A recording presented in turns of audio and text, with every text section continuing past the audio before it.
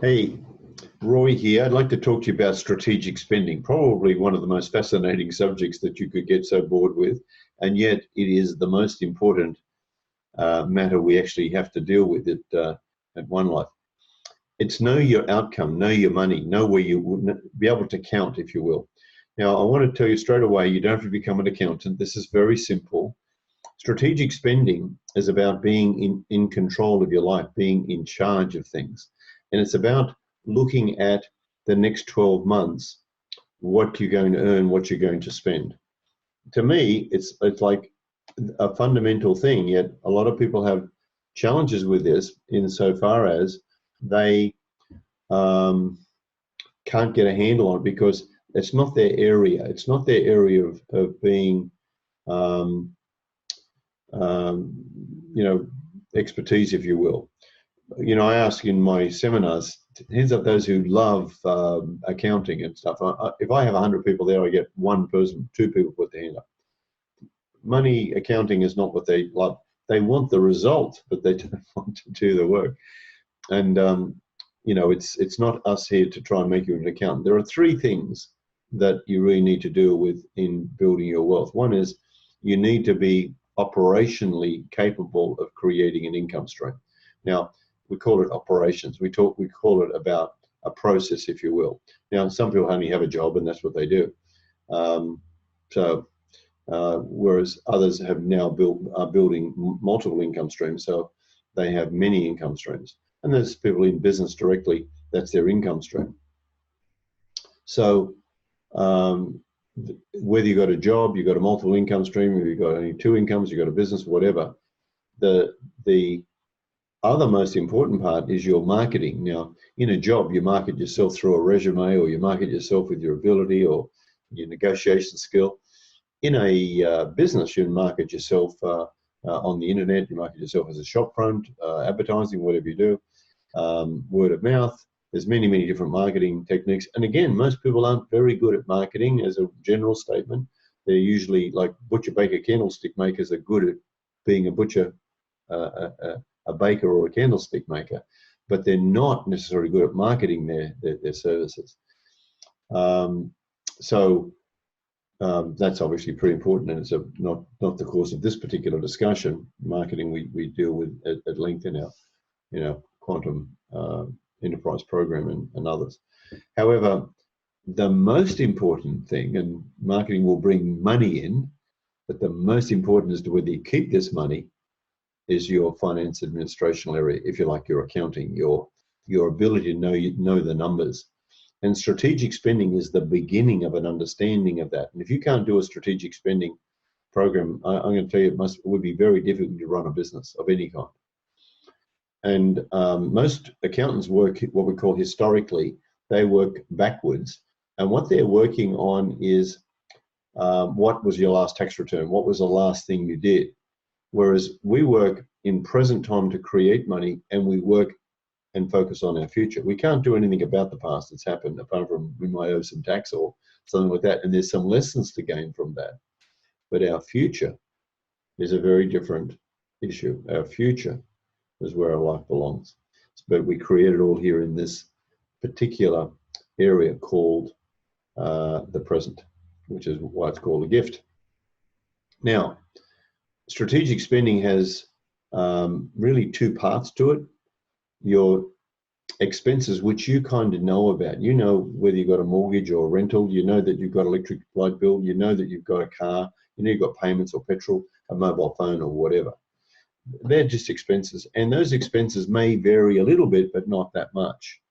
You may even know that your rent's going up or your mortgage is going up or whatever, but you get an idea.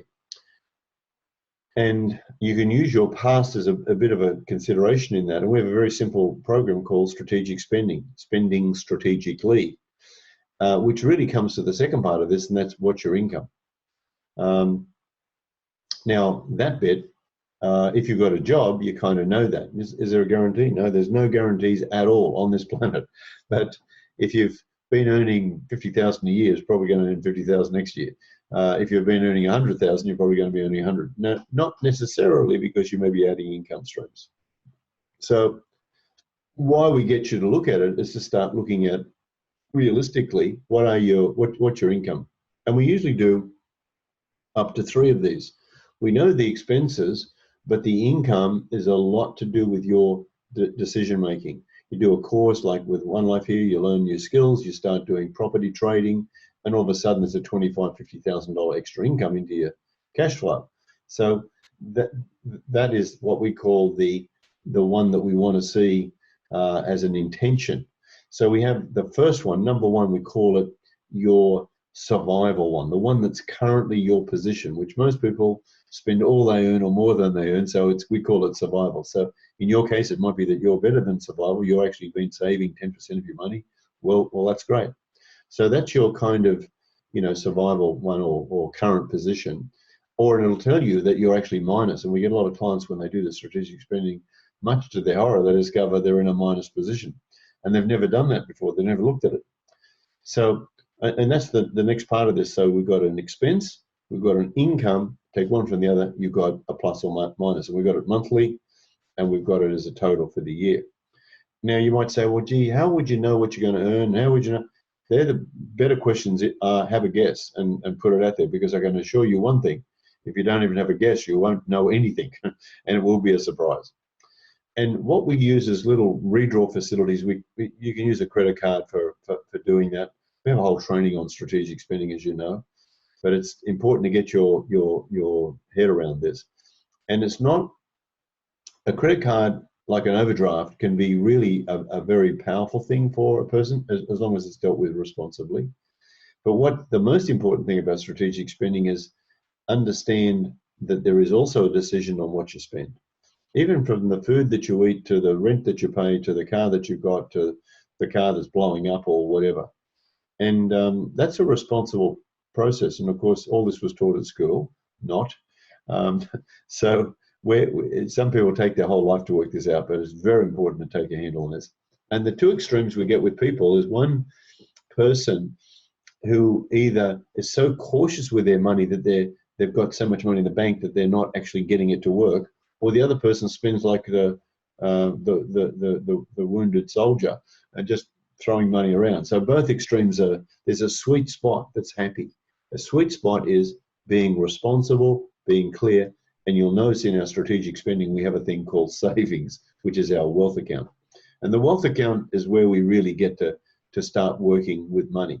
So that's why we do strategic spending, and that first stage of that survival, if you will, gives us the opportunity to do a second one. And that second one really is about what if we got a real estate transaction? What if I started a little business and very cautiously built a little bit of income in there, and maybe there's some more expenses? In the strategic spend model or module, there are actually 3 sections. The first section I've just been talking about, which is your personal income kind of thing. There's another section in front of that, which is called your business. And for those people who've got existing businesses or want to start businesses, then they can work with those. And then the second area is actually property, for those who've got multiple properties. And some of these, unfortunately, are negatively geared, which is not something we promote. But it's good to know, well, there's a loss here, so we've got to deal with the loss, or it's positively geared, and to know that too. So for those who've got a business, those who've got properties, more than their own home, that is, and then there's the personal one. So there's 3. Probably good 70% of people start off with just their own one. And for some people, it's the first time they've actually ever looked at this. And really what it's about tracking your future with a tracking device. It's about knowing where you are. It's a very simple system. We have if you want to download it, we've got a video for you to show you how to actually enter it, how to deal with it. And I'll tell you the biggest single thing. If you can't deal with your personal finances in this way, I pray for you in terms of having a business, because I would say to you that a good 70–80% of people who fail in business, and they usually fail within the first 5 years, are all about the numbers.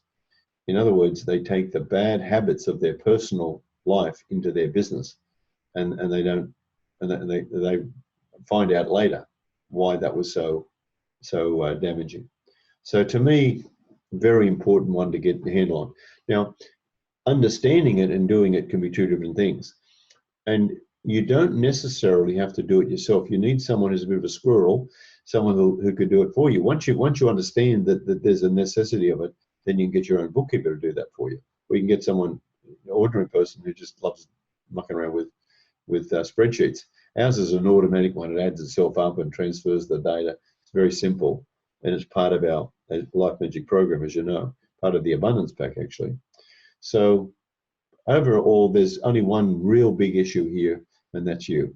A decision you make to make abundance important to you. A decision you make to take absolute responsibility for your life.